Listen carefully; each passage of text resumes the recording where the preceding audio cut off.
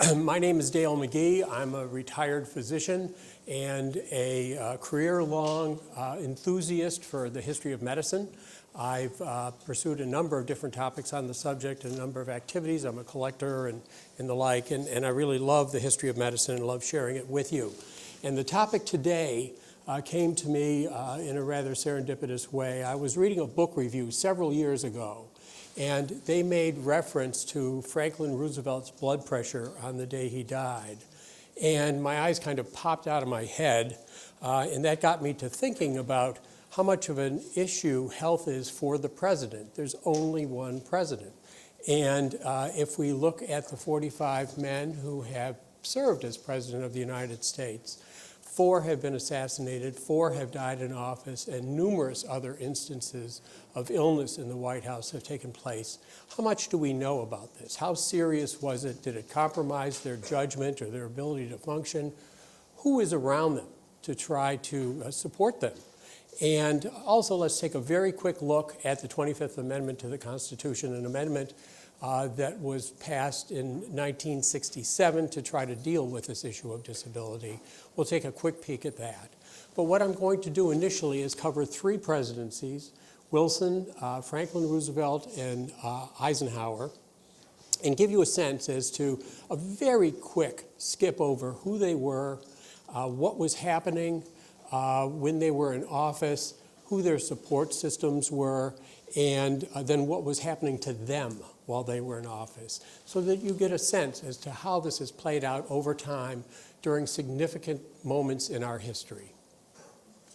So we'll start with Woodrow Wilson, who was the son of a Presbyterian minister, raised in the South. His father actually volunteered for the Confederacy during the Civil War, was a slaveholder. That is the context under which he was raised. He was exceptionally bright, focused, ambitious, set as a goal, rising in academia, and indeed achieved presidency of Princeton University and served in that office from 1902 to 1910. During this time, another characteristic which is worth knowing is that he was someone who was meticulous, he was smart, he knew it, and when he came up with a plan, he was more likely to push hard than he was to compromise. And while he was president of Princeton, he went from being held in very high esteem to coming up with a plan for transitioning the structure of Princeton University that in short order managed to alienate the faculty, the students, the alumni, and the board. And by 1910, he was forced to resign. At this time, the governorship of New Jersey was in play. The Democratic Party was looking for a way to improve its image, and what better way to improve your image than the president of Princeton University? He ran for office, was elected, and then 2 years later, the opportunity appeared to run for presidency, and that is what brings us to our story. Not so well known is that during this time, starting at the age of 40, he had at least 3 strokes affecting the left side of his brain, all 3. He did not keep it a secret. The board knew about it, gave him months off to recover while he was experiencing this. But nonetheless, he was losing vision. He was losing function in his right hand. He actually learned to write with his left hand. So things were happening to him before he ran for office. If we look at his support system, we have his first wife, Ellen, mother of his children, a happy marriage. Sadly, a year after Woodrow Wilson was inaugurated, she passed away from renal disease, and he married his second wife a year later, Edith Bowling, a widow in her 40s, a much different personality, rather flamboyant and assertive, and she served a very important role during his presidency. His doctor, Corey Grayson, was a graduate of medical school around 1905. Note that medical schools in 1905 weren't quite the same as they are today, and medicine wasn't either. There weren't any antibiotics. There weren't any treatments for cardiovascular disease. A lot of the things that we identify with medicine weren't there. He received a good education for the time, but that was his time. He moved into the White House very early in his career, serving Teddy Roosevelt, then Taft, and then stayed on for Wilson. And then Joseph Tumulty moved from New Jersey to the White House. He was his executive secretary, and at that time, that would have been chief of staff. It just, in those days, there wasn't much of a staff. There were some transcriptionists and the like, not a whole lot else. But nonetheless, he was a lawyer, he was a political operative, and he controlled access to the president. If we look at what was happening during his 2 terms, we know that in 1914, Europe entered World War I. The mood in the United States was very isolationist, and so he was walking a balance there. His wife died. He drops into a serious depression, says that he can't think straight, that he wishes someone would kill him, and his physician, Corey Grayson, is very concerned and introduces him to Edith, and that is how he met his future wife. As soon as he meets Edith, he does a 180, and he can't wait to get married to her, and Grayson is now in a position of trying to hold him off and wait a respectful year before he marries his second wife. And the advice then is he's been under so much stress, try not to work too hard, you need rest, that's the best thing we can prescribe for you at this time. And he runs for re-election. He runs, as does the Republican, on an isolationist ticket. His button said, he kept us out of war, and in a close election, he is re-elected. After his re-election and after his marriage, it said that he rarely returns to the office after noon. So that is the level at which he is engaged with this. If we look at his second term, within a month of his being inaugurated in March, the U.S. enters World War I. And again, a planner, a person who's figured it all out and wants to make sure everything goes as planned. The Selective Service Act is passed. The War Industries Board is formed to transition the economy to a war economy. The Espionage and Sedition Acts, which would stand your hair on end, are passed to make sure that there's no disagreement among this. And the Ministry of Communications, which is basically a propaganda machine, again, is massaging the news and making sure that the message is consistent. There is a very strong message that everyone is supporting this and that any disagreement at all is not welcomed. In the midst of all of this, it's worth noting that the influenza pandemic in 1918, 1919 is sweeping across the world, and this is affecting everyone as well, including the president. The U.S. is successful in its efforts. On the 11th hour of the 11th day of the 11th month in 1918, there's an armistice, and Wilson, feeling that he has his 14 points plan for peace in the world, including a League of Nations and lots of other factors regarding trade and freedom. He feels his plan is the important one. He needs to go to Paris on his own and argue for every point and do this himself. While he is there, he contracts influenza, a case that involves not only his lungs, but later is thought to have involved his heart and his brain. He is becoming increasingly isolated during the negotiations, typing his notes himself and not trusting anyone to look at them. While he's in Paris, the levels of communication back to Washington aren't what we take for granted today, so not too much is going on in Washington. And he is also affected to the point where he is ill, he can't leave his room, and so he brings the negotiations actually to the out room of his hotel room so that they can continue and he isn't going to miss a thing.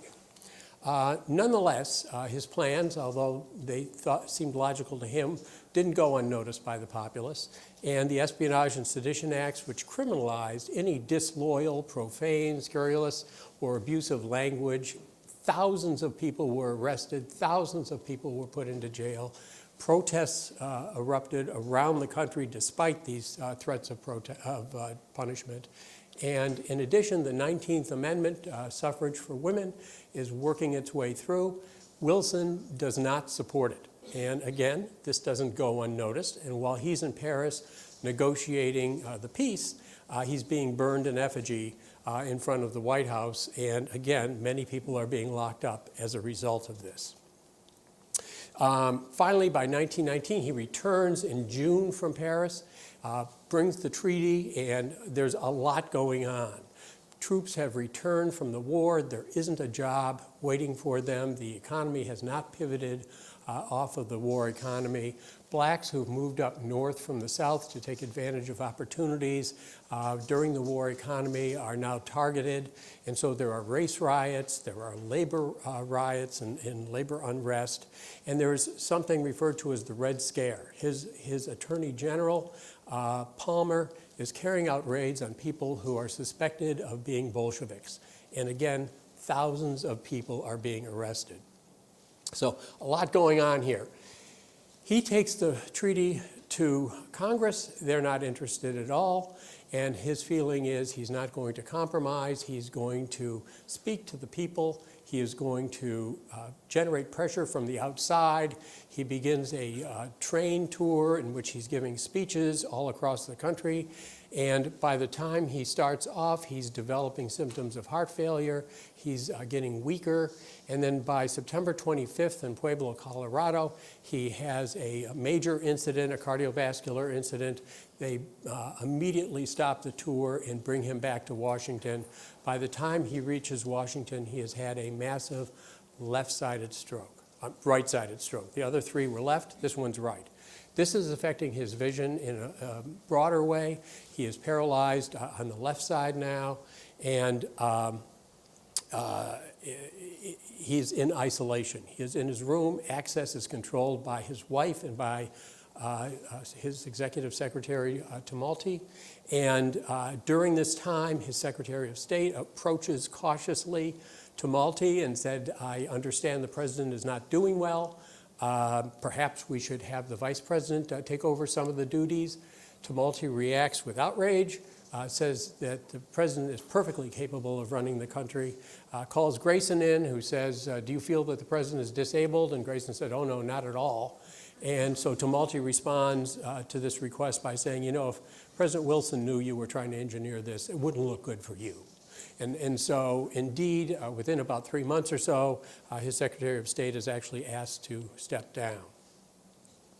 Now we're up to February, and doctors from the White House are telling the New York Times and the Baltimore Sun that the president is in fine shape. To quote them, I think the president is in better shape now than before his illness came.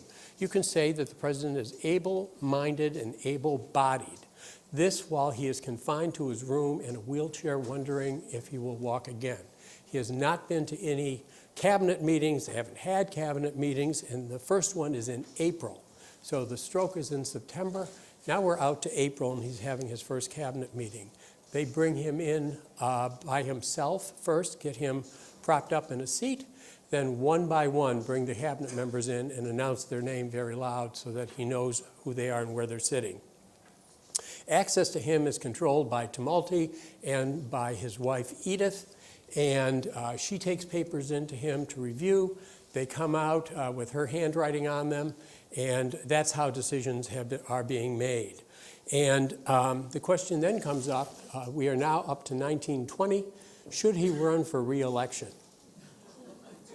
His answer is yes. Nobody knows the problems more than me. Nobody knows the solutions more than me. My job isn't done. I need to run for re-election. Grayson, his big defender, looks at his condition and feels that he could not survive another term. And so he, through back channels in the Democratic Party, gets the word out that the support isn't there for him to run for re-election, and they run Cox with Franklin Roosevelt as vice president. And Cox is trounced by Harding, who says, promises a return to normalcy, enough of all this stuff. And that was the conditions under which he ran. Wilson's approach to this, his assessment is, you ran the wrong person. If you had run me for re-election, I would have won. So you made a bad decision here that you made. And so that is how it went. He was not only numb to all those things I just told you, But the other part is that when he went and started office in 1913, they introduced an income tax of roughly 3 or 4%. By the time he left office, the highest level of income tax was over 75%. The rate of inflation during his 2 terms in office was 100%.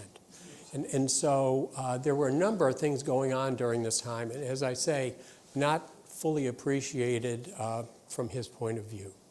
Nonetheless, the transition occurs. He leaves office, and then 3 years later has another stroke and passes away. So that's a capsule of Wilson's administration. Let's quickly look at Franklin Roosevelt, the longest serving president, 4 terms he was elected to, serving from 1933 to 1945. And he is the 5th cousin of Theodore, so just to get that out of the way, that means he has the same great-great-great-great-grandfather.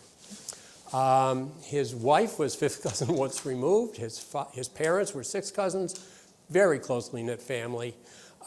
He was elected to the New York Senate in 1910 and then moved to becoming Assistant Secretary of the Navy in Wilson's administration shortly after. In 1914, he met an aide for his wife Eleanor, Lucy Mercer, and began an affair with her, which lasted for the rest of his life. This was discovered by Eleanor in 1918, and although they remained strong political partners and very ambitious and worked well together at that sense, they did live separately. I mentioned he ran for vice president in 1920. In 1921, he was vacationing during the summer and contracted an illness which took 2 or 3 doctors to diagnose, but finally they diagnosed poliomyelitis, a severe case resulting in paralysis from the waist down.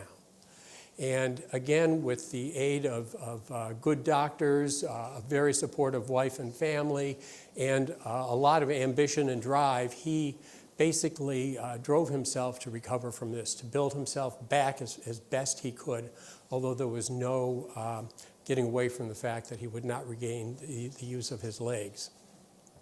And the question then becomes, can he re-enter politics? Politics is in his blood. And the question is, what can he do? How can he reveal this condition to the public? And he was very sharp in the way he did it, I believe. He said, 7 years ago, I came down with infantile paralysis, a child's illness. It was a perfectly normal attack. And I was able to get the best of care, and today I am on my feet. So putting a real positive spin on things here.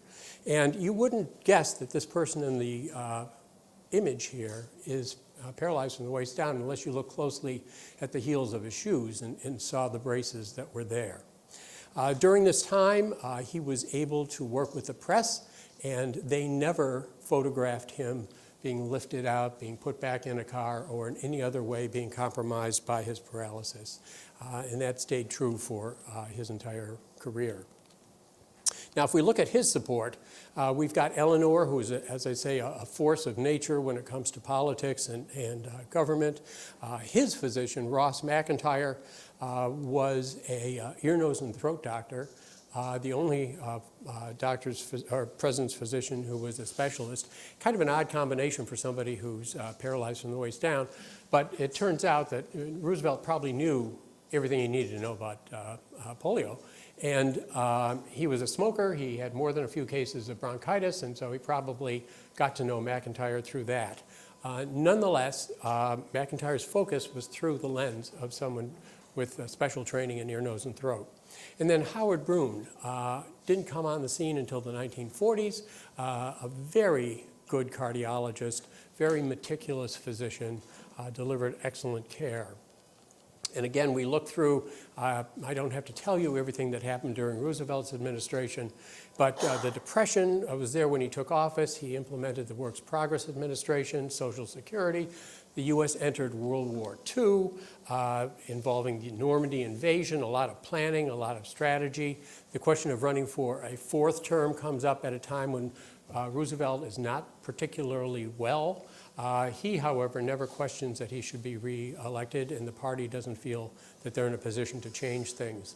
A month after his inauguration, he flies to Yalta to negotiate with Churchill and Stalin regarding the future of Eastern Europe. And then April 12th of 45, he dies. What's going on with him during this time?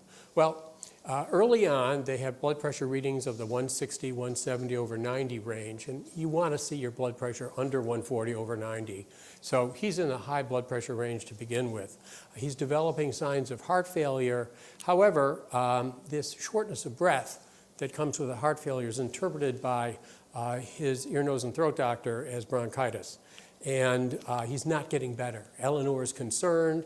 He's getting worse. The treatment doesn't seem to be appropriate. She insists on a second opinion, and that is where Brune comes into the equation in the early 1940s. Brune notes that no blood pressure readings have been done for years, carefully examines the president, diagnoses heart failure, diagnoses hypertension, recommends that they give him digitalis, which is a drug to strengthen the function of the heart, and McIntyre doesn't want to go with that, doesn't want to acknowledge that he could have been that far off, calls in a team of consultants, so this is a very hard diagnosis to make, we have to get a team together. However, the team agrees with Brune, and under these circumstances, McIntyre puts the president on digitalis, and in fact, his condition improves. In this mix here is the fact that McIntyre makes it clear to Brune that at no point is he to tell the president's family, or the public his findings. He is only to report to McIntyre himself. And when Roosevelt flies to Yalta, flying over combat zones, they're keeping the plane to 5,000 feet. Planes in those days weren't pressurized. They were very worried about his oxygen level. He's noted that he's having difficulty concentrating. He's falling off asleep. His hands are shaking so much that tea is spilling on the floor. And I'm sure none of this was lost on Stalin. And indeed, Churchill, who brought his doctor to the negotiations, took one look at Roosevelt and said that man's going to be dead in a couple of months. So those are the conditions under which negotiations were taking place, and shortly after, Stalin began essentially breaking the promises that he made as soon as Roosevelt's plane landed. I mentioned to you that he had a stroke in Warm Springs, Georgia, and at that time, doctors were called in when he was having his portrait done. He grabbed his head and said, I have this terrible headache, and then collapses. And the doctors measured a blood pressure of 300 over 180.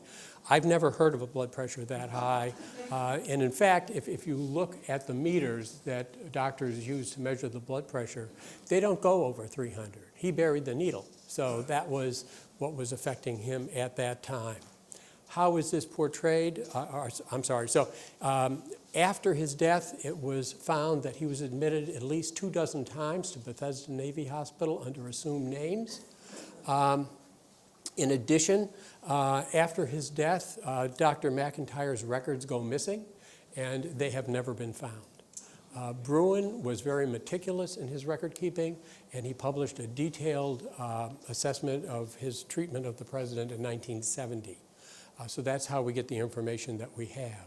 But those are the kinds of things there. And if we look at what was waiting for Truman, Truman, who had not been well prepared regarding the Manhattan Project, who was very new to the role, had only been there 4 months, and the like.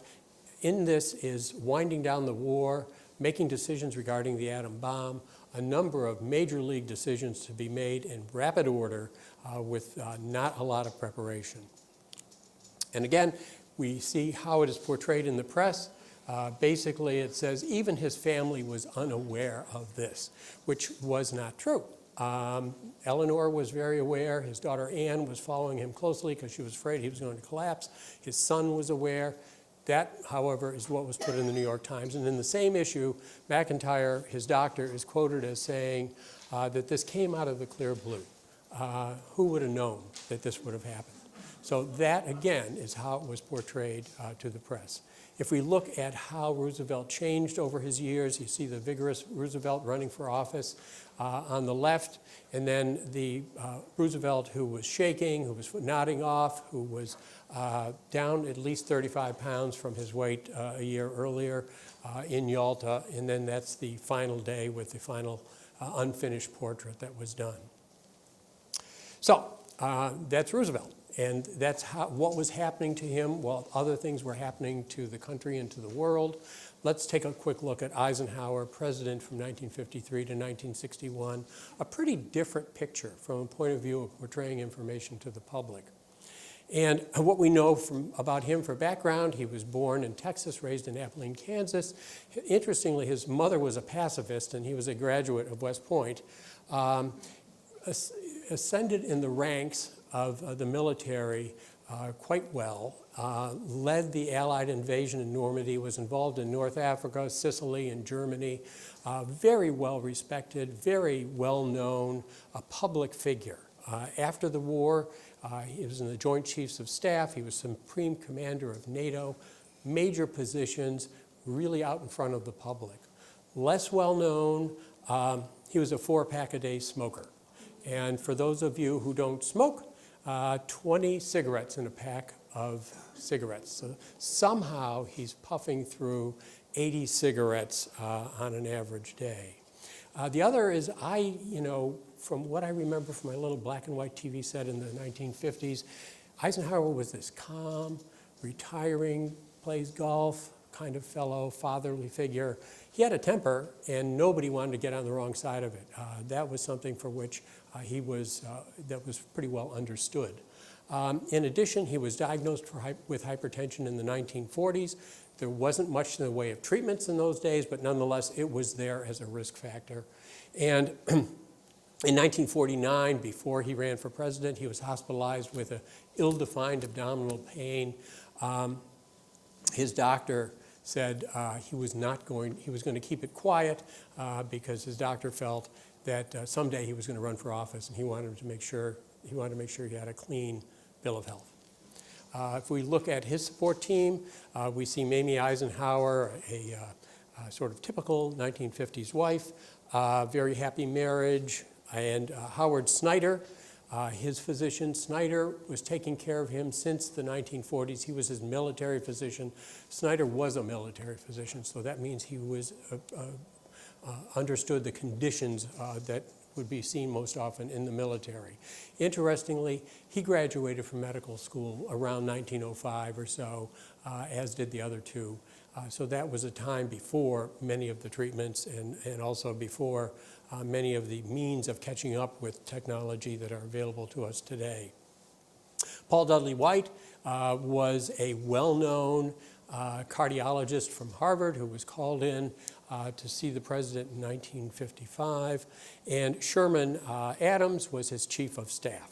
So that's people we'll hear from. A lot happened in the 1950s, and I'm going to skip over a lot here. I mostly want to let you know that there were several things going on that cast a shadow up to the present. And so it is important to understand that. The armistice in Korea took place in 1953. The CIA was involved in the overthrow of the government of Iran and the installation of the Shah. Advisors were sent into Vietnam. The Suez Canal crisis occurred in 1956.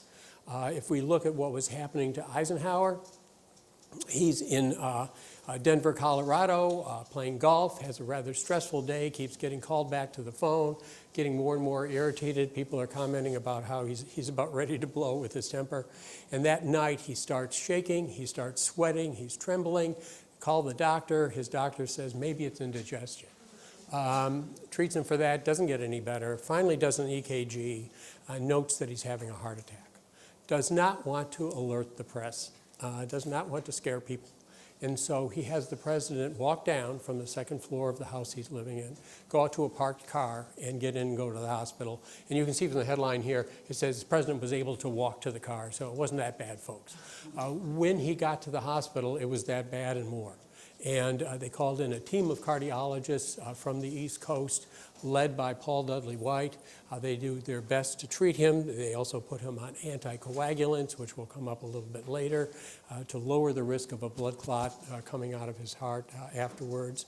And during this time, Eisenhower looks at the situation and says, you know, I don't think we're well prepared for disability. He's got a good organizational mind. He convened something called the Brownell Commission, and the Brownell Commission is charged with formulating a plan and a process for if the president is disabled.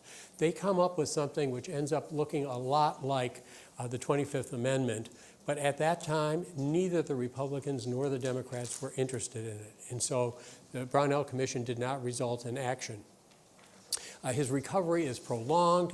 This all occurs in September, and by January, he's having the State of the Union read by a clerk to the Congress because he's not fully recovered. And yet, by February, they're making plans, and the Republican Party wants to run him again. They feel that they've got a winning combination here, and they want him to run.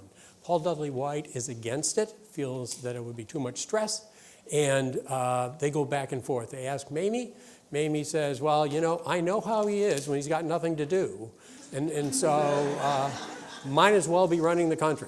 And with her pronouncement, Paul Dudley White has his arm bent and says, okay, he can run, and that's actually a headline. And so that's kind of where we are up till there. Shortly after, so February of 56, that's the announcement that is made. By June, he has severe abdominal pain again. This time he's distended, he's got a fever, he's throwing up. Surgeons are called in. Nobody wants to operate on this guy who's had a heart attack less than a year earlier. They delay. Finally, they decide, okay, we've got to go in, we have no choice. They open him up. They find that he has Crohn's disease, that there's some diseased bowel there. They want to get in and out as fast as they can, and so they do a bypass. They put the healthy bowel on one side and the healthy bowel on the other side together and leave the diseased bowel in there, close him up, and feel that they've minimized the time for the surgery. Trouble is that he develops a wound infection, and he's hospitalized for 3 weeks. He's recovering at his home for another 5 in Gettysburg. And even when he travels to South America at the end of the summer, he's got a drain in his abdomen because the wound hasn't fully healed yet. And during this time, he's expected to be running for office and basically conducts a campaign on TV. They really keep the stress level down for him. And also during this time, Paul Dudley White and Sherman Adams are basically screening all the information that needs to be seen by the president and trying to make a decision as to whether this can be given to someone else, make a decision as to whether this is too stressful for him. And so he's having his access to information affected by this. During all of this time, I would also say that he has said, when they said, what should we tell the people? Everything, he says. Just tell them everything that's going on. There's no reason to hold back with anything. And if we want to see the toll that is taken on him, we can see him running for office. We can see him right outside after his heart attack here, probably the same suit, but he's at least 30 pounds lighter and really doesn't have the level of vigor that he started at the beginning. If we look at his second administration, again, just skipping over some things, he's sending troops into Little Rock to desegregate schools. The Marines are entering Lebanon. Castro takes over Cuba. There's enough labor unrest that he has to invoke the Taft-Hartley Act to try to control it. And so a lot of stuff is coming up even during his second administration. And in November of 57, he has a stroke. And it is, as strokes go, not terrible. He's regained function within a few days. It turns out that the stroke, which was a result of a blood clot, may have been the result of the fact that his physician was uncomfortable using the anticoagulant he was put on and had underdosed him. With all of this, a nationally syndicated columnist, Walter Lippmann, who has a lot of influence in the country, starts calling for him to resign. Too many things are going wrong here. And John Foster Dulles, his Secretary of State, cautiously brings up the idea that maybe the vice president should be looked at to take things over. Cautiously, I say, because his uncle was Wilson's Secretary of State. the one who said essentially the same thing to Wilson's executive secretary and got drummed out of office.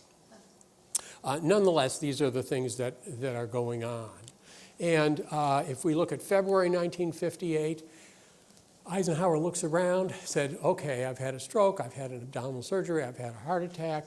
We need a succession plan here. I tried to convene the Brownell Commission. It resulted in nothing. So he tells Nixon, I'm writing a letter, giving it to you. This is our agreement, me and you. If something happens, this is what I'd like to see us do. And that was an extraordinarily mature and crisp letter that gets things done. And I'll show you that soon. And then finally, from 1958 on, so the last half or so of his administration, he's short of breath. He's got signs of heart failure. Snyder's following him all over the place with an oxygen tank, giving him oxygen a few times a day. And those are the things that are happening behind the scenes for our president. And then amazingly, this 4-pack-a-day smoker with hypertension dating back to the 1940s, who's had multiple heart attacks, a stroke, and Crohn's disease that was incompletely treated, survives to age 78 and dies of heart failure in 1969. So a remarkable man in many ways. Now, if we look at Eisenhower's disability letter, lots of words here. I just want to concentrate you on two things that I've got in bold. One is, it's not hard if the president recognizes his disability. The hard part is if he doesn't. And he takes that on right with number 2. The vice president has the authority to determine if the president is disabled. Be nice if you consulted others, but the responsibility is yours. There it is. The other piece that is important is that if a group of medical experts determine that the president is permanently disabled, the president will resign. And they have the authority to go beyond that if he doesn't. And so those sorts of things he put into that very crisp letter, which served as a template. And in fact, Kennedy gave a similar letter to Johnson. Johnson gave a similar letter to Humphrey. It wasn't until the 25th Amendment that this letter stopped. But really a good piece of information to have. Now, if we look at the 25th Amendment, what we've got here, it passed in February of '67. And again, a lot of words. I just want you to look at the bold stuff. But basically, most of it's easy. If the president's removed from office, the vice president becomes president. Easy. If the vice president is removed, the president gets a chance to nominate his successor. Easy. If the president transmits that he's disabled, then the vice president becomes acting president. Easy again. The hard one's number 4. Number 4 is that if the president is felt to be disabled and doesn't recognize it. And under those circumstances, the vice president and a majority of the political appointees in the cabinet can disable the president. But if the president disagrees, then he can tie this up in Congress for months. So if there is a weakness to the 25th Amendment, that seems to be where it is. So in winding this down, what are the issues here?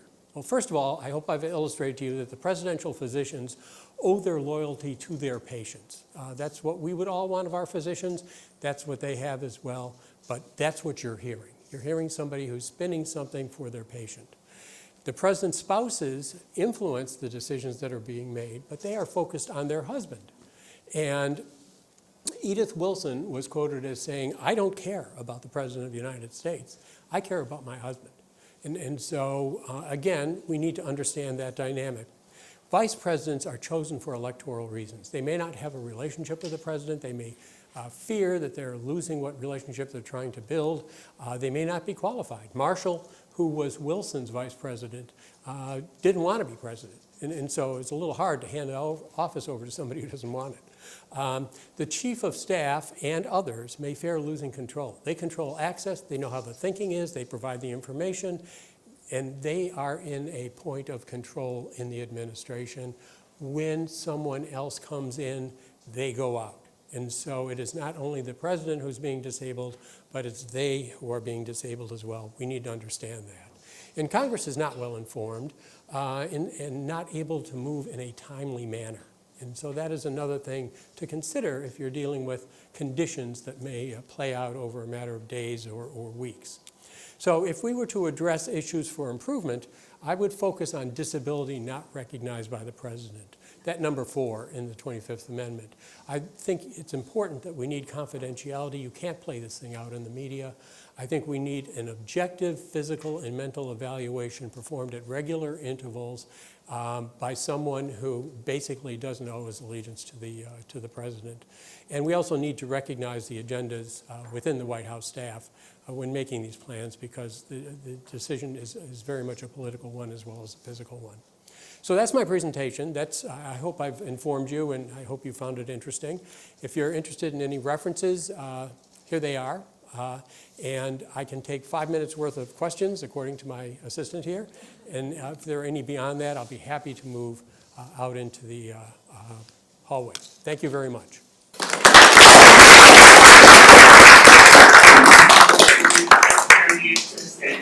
Thank you.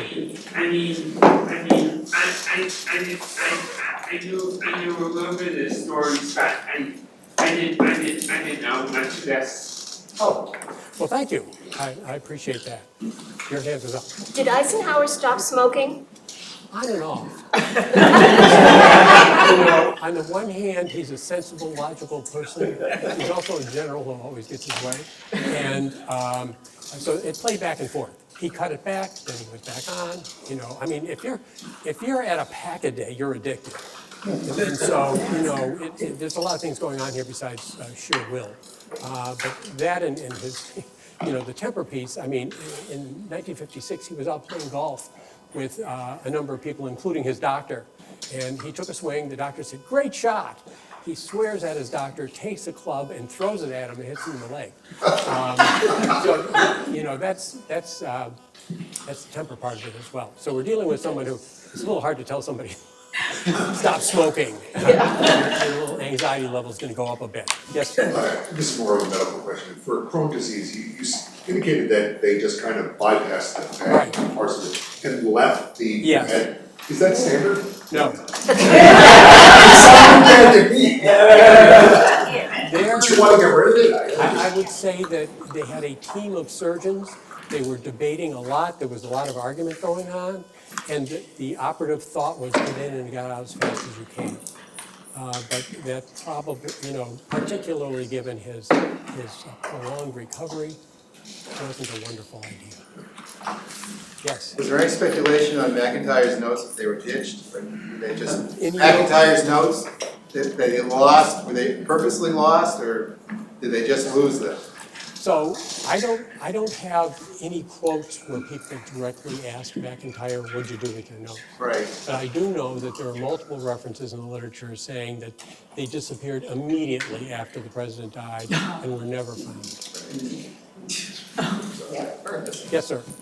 Surely they had to stop the anticoagulants for his abdominal surgery for a while after they healed. Right.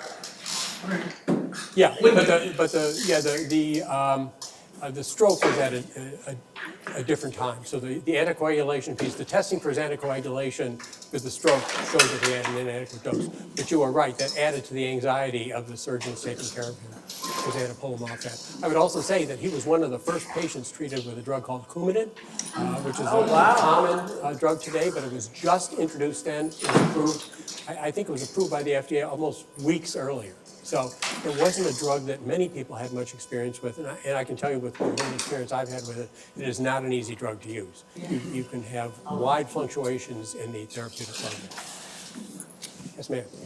Do you want to discuss at all sort of the implications of all this information on the last presidency and the current presidency and the state of their health? We have a pledge that we take when we give talks here that we can't go past Nixon. So,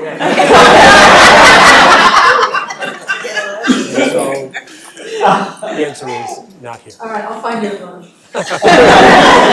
Yes, sir. A little bit off topic, but any thoughts on Garfield? Do you think he could have been, do you think the bullet killed him, or do you think it was the doctor? Oh, it was absolutely the doctors. I gave a talk on that last year. Right. Yeah, they had their, fingers were repeatedly inserted in his incision. He died of an abscess. The bullet that entered his body actually, because it ricocheted off of a bone, it ended up over on his left side, encapsulated by fibrous tissue, not bothering anybody. What killed him was a huge abscess over here from weeks of people poking it. Yeah. And in fact, his assassin, his defense was, I didn't kill the president. I just shot him with a gun. The doctor killed him. So, what about I got 1 minute. you may not have the answer to this one, but I know that William Henry Harrison and Zachary Taylor, they died of illness and not just William Henry Harrison and Zachary Taylor, they both died of illness. I don't know if you know their stories or. I don't know enough there to really comment. No, sorry. Yeah, also, there's a good story in Cleveland as well. Okay, well, I thank you very much for.